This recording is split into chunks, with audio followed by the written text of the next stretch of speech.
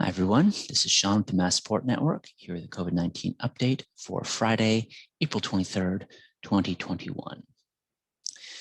Worldwide, cases are hitting new highs, largely driven by massive spread in India, where they're seeing regularly over 200,000 cases per day, even topping 300,000 cases one day in the last week.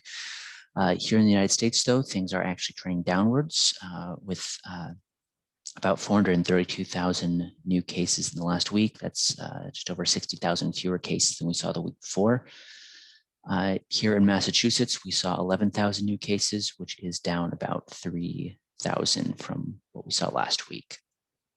In terms of deaths, about 77,000 people died of COVID in the last week, which is about 7,000 fewer than the week before. Here in the United States, it was about 4,000, a little less than it was the week before. Here in Massachusetts, we lost 83 people to COVID-19 in the last week. That's 17 more than the week before, but last week was an unusually light week for that.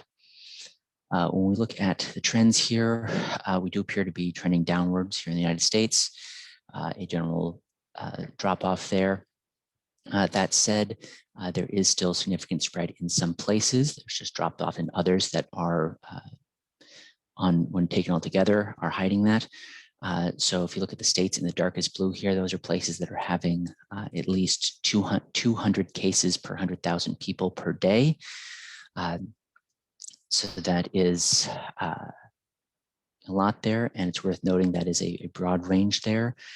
Michigan is still head and shoulders the highest case numbers in the country, with twice the incidence rates of any of the other states that are in dark blue there. The other ones are just over 200 cases per 100,000 people per day or so.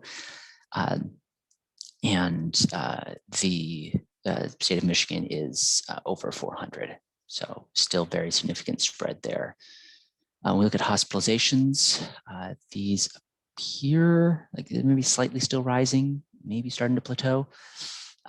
Hopefully, if the case counts continue to decline, then this will also plateau and then decline shortly afterwards. The hospitalizations will continue to rise even as case counts start to drop off, just because these go a little bit after the fact. Likewise, the new admissions appear to be slowing down. There's still a slight uptick, but not as much as we've seen in past weeks. So fewer people are going into the hospitals right now. And we have deaths are also trending downwards. I have a sharp turn there from the last couple of days. I wouldn't expect that to stay quite that sharp, but still a positive trend for us there. Looking at new developments, first up, unfortunately, vaccination rates are slowing across the country. We hit our peak about a week ago when we were steadily doing over 3 million vaccinations per day. Now we're a little below that rate, and we are trending downwards on that. And we may be running into the hesitancy pockets around the country.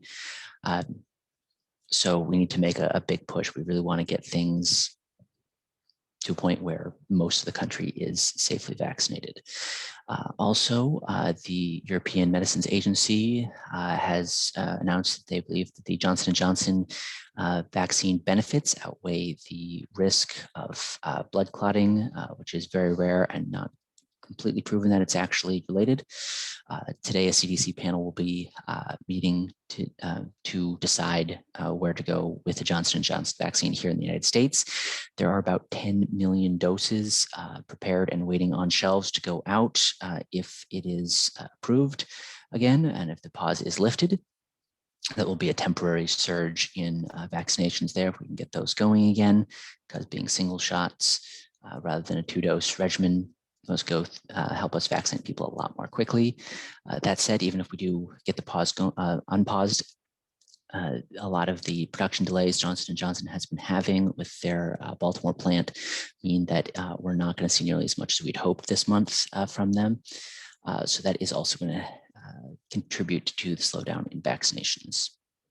And finally, an early study shows that there is no evidence that the mRNA vaccines, that's Moderna and Pfizer, are unsafe in pregnancy. They always phrase it in that kind of double negative language. So there's no data that there was any, they caused any problems. And so it may be possible that they will start recommending these vaccines for people who are pregnant. They're currently eligible to be vaccinated, but it's rare to actually get a recommendation for anyone who's pregnant.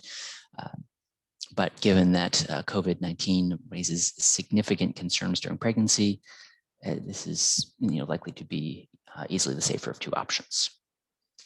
And you can find the sources for today's presentation at New York Times, mass.gov, and of course, CDC. And for more for the MassSupport Network, you can find us on our website or on social media. And remember, wear your mask, wash your hands, and we'll be there if you need us. Stay safe.